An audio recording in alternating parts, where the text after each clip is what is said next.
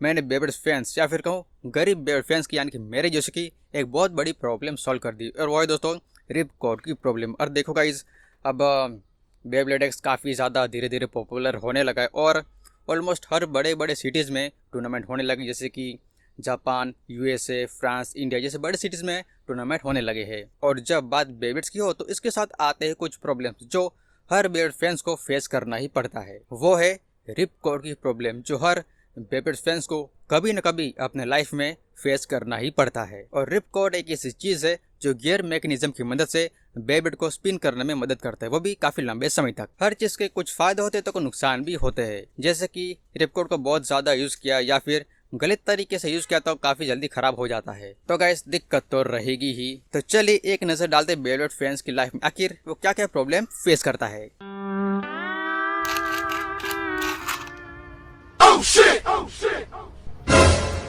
इसकी जात कल ही तो ले आते थे, जल्दी खराब हो गया।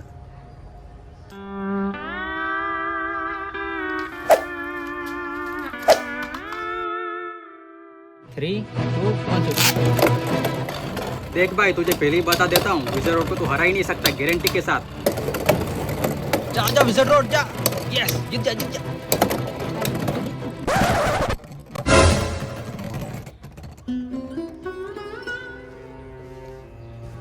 विजर रोड हार गया स्टेमिना में कोई ड्रेन बस्टर से।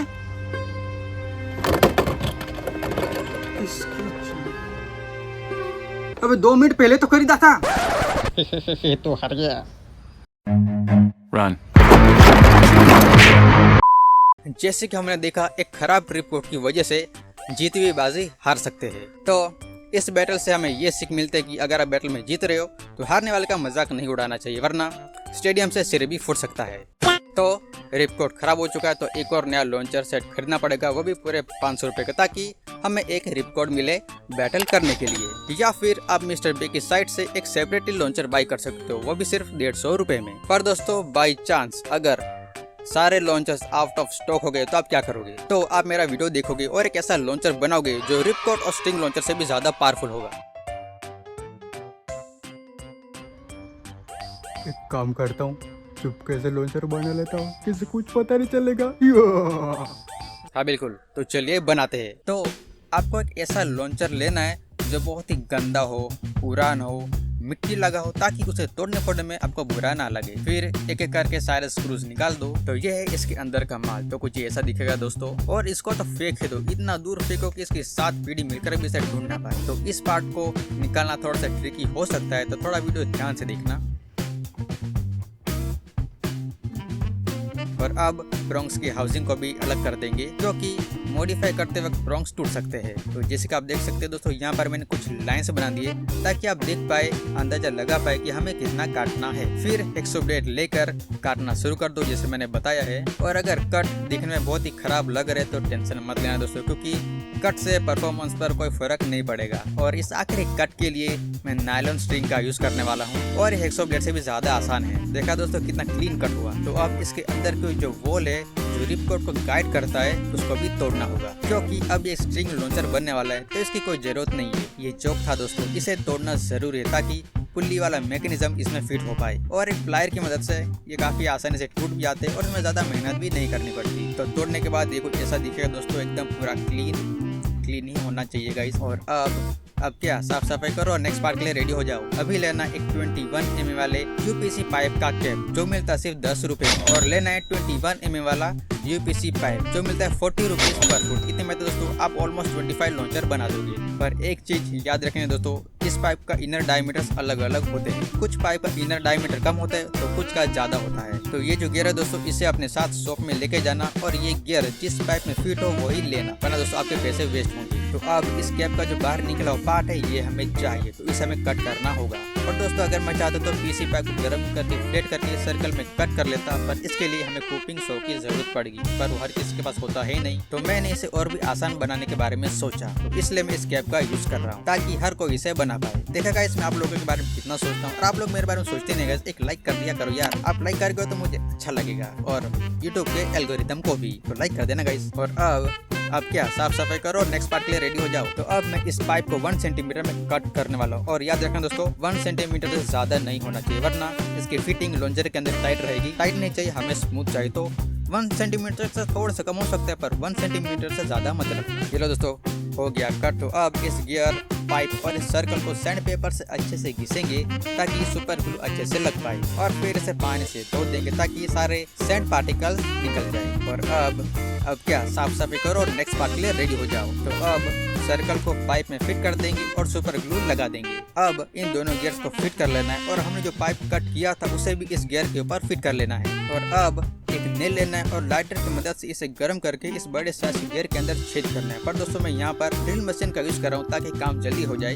अगर आपके पास ड्रिल मशीन नहीं है तो आप लाइटर या फिर गैस की मदद से कील को गर्म करके बड़े गियर के अंदर छेद कर सकते हैं। अब मैं यहाँ पर एक मेटल वायर का यूज करने वाला हूँ जिसकी थिकनेस मेरे लॉन्चर स्ट्रिंग जितना ही है। तो आपका लॉन्चर का स्ट्रिंग जितना मोटा होगा उसी के साइज का आपको वायर लेना होगा ताकि स्ट्रिंग लॉन्चर के अंदर आसानी से फिट हो जाए। और इस बार मैं लाइटर का यूज कर रहा हूँ ताकि आप अच्छे से देख पाए। देखा गाइस ये कितना आसान है, कोई मुश्किल नहीं है। तो अब इस दोनों पार्ट को सुपर ग्लू से जॉइन कर देंगे। मैं इसे और भी स्ट्रॉन्ग बनाना चाहता हूँ और इस बड़े गियर और छोटे गियर का जो फिटिंग है वो थोड़ा सा लूज है तो हिल सकते हैं। तो इसे स्ट्रॉन्ग बनाने के लिए मैं इसके अंदर बेकिंग सोडा भरने वाला हूँ और उसके बाद इसे सुपर ग्लू अप्लाई कर देंगे जिससे एकदम फिटिंग हो जाएगा और कभी हिलेगा डोलेगा नहीं। फिर से वायर को गर्म करेंगे और इसके अंदर होल्स कर देंगे। मैंने यहाँ पर सिर्फ 2 होल से, कि आप चाहे तो 4 होल भी कर सकते हैं। और फिर उसी होल में हम स्क्रू फिट कर देंगे। और आप सोच रहे होंगे कि स्क्रू कहाँ से लाए, तो टेंशन मत लो गाइस। हमने जब लॉन्चर का खोला था तो हमें 4 स्क्रूज मिले थे, उसके 2 स्क्रूज इसके अंदर फिट कर लो, सिंपल। तो दोस्तों हमने जो बड़े वाले गियर के अंदर जो छेद किए थे उसके एग्जैक्टली सामने जो हमने कैप को कट करके बनाया था उसके अंदर एक कट लगा दो ताकि हमें स्ट्रिंग लगाने के लिए गैप मिले। तो इसमें काफी टाइम लगा रहा था तो मैंने यहाँ पर ड्रिल मशीन का यूज कर लिया। जैसे कि आप यहाँ पर देख सकते दोस्तों गियर और पाइप के बीच में हल्का सा गैप है। अगर हमने स्ट्रिंग को जोर से खींचा तो स्ट्रिंग गियर और पाइप के बीच में फंस सकता है और वो हमें नहीं होने देना है। एक स्ट्रिंग लो, उसे सुपर ग्लू लगा दो और फिर उसके चारों तरफ रस्सी को लपेट लो और फिर अच्छी तरह से सुपर ग्लू अप्लाई कर दो ताकि उसका पूरा जो गैप है वो ढक जाए। और फिर एक्स्ट्रा पार्ट को कट कर लो। तो दोस्तों यहाँ पर गैप भर चुका है, बहुत ही आसानी से रस्सी खींचोगे तो अंदर नहीं फंसेगी। तो अब एक बहुत ही घटिया सा रिप कट लो और उसकी बली चढ़ा दो और फिर एक होल कर दो स्ट्रिंग को बांधने के लिए। तो आप एक स्ट्रिंग लो और उसे ग्रिप के अंदर बांध दो और याद रखना इसकी लेंथ 100 सेंटीमीटर ही होनी चाहिए, इतना काफी होगा मैक्सिमम स्पीड के लिए। अब 1 या 2 गांठ लगा लो और अच्छे से सुपर ग्लू अप्लाई कर लो। और याद रखना गांठ से लगभग 2 सेंटीमीटर तक सुपर ग्लू अच्छे से अप्लाई करना ताकि आपको अच्छे से ग्रिप मिले स्ट्रिंग को पकड़ने के लिए और छेद के अंदर इंसर्ट करने के लिए, जिससे स्ट्रिंग को फंसाने में आसानी हो। और अब फाइनली जहाँ जहाँ पर गियर अटैच हो रहे हो वहाँ पर कुकिंग ऑयल लगा दो। तो अब ये हाई स्पीड देने वाला है तो फ्रिक्शन और हीट भी बढ़ने वाली है। तो ये कुकिंग ऑयल फ्रिक्शन और हीट को कम करेगा और लॉन्चर की लाइफ को बढ़ाएगा। और अब करेंगे असेंबल, जो कि बच्चों का खेल है और इसे लोड करना बहुत ही आसान है। गार्ड को छेद के अंदर इंसर्ट करो, फिर बेबर लगाकर घुमा दो और आपका लॉन्चर हो गया रेडी लॉन्च करने के लिए। और अगर कोई यूट्यूबर या बेयूट्यूबर इस लॉन्चर को कॉपी करके या फिर इस लॉन्चर से इंस्पिरेशन लेके वीडियो बनाने वाले हैं तो अपनी वीडियो में मुझे क्रेडिट जरूर दे देना, क्योंकि ऐसे आइडिया जोड़ने में काफी समय लगता है और काफी सोचना पड़ता है और सोच सोच के दिमाग में दर्द हो जाते हैं, तब जाकर ऐसे आइडियाज मिलते हैं। तो क्रेडिट जरूर दे देना भाई। जब मैंने इतनी मेहनत की है तो क्रेडिट तो देना ही पड़ेगा भाई, मेरा हक है। और दोस्तों मुझे पता है आप लोग क्या सोच रहे हो कि एक ऑटोमेटिक लॉन्चर बनाओ, रिट्रैक्टेबल लॉन्चर बनाओ, तो उसका आइडिया पहले से मेरे पास रेडी है, बस मैं अभी नहीं बनाऊँ। अगर चाहते हो कि मैं ऑटोमेटिक रिट्रैक्टेबल लॉन्चर बनाऊँ तो इस वीडियो पर 1000 व्यूज चाहिए और 300 लाइक्स चाहिए। जब तक 1000 व्यूज और 300 लाइक्स नहीं मिलेंगे तब तक मैं ऑटोमेटिक लॉन्चर नहीं लाने वाला हूँ, सच बोल रहा हूँ। फटाफट से 1K व्यूज और 300 लाइक्स करा दो तो तुरंत एकदम तुरंत वीडियो लेके मैं आ जाऊंगा, मेरा वादा है गाइस। और ये लॉन्चर कैसा लगा कमेंट में जरूर बताना भूलना मत गाइस, और कमेंट जरूर कर देना और लाइक्स तो कर ही देना भाई, भूलना ही मत।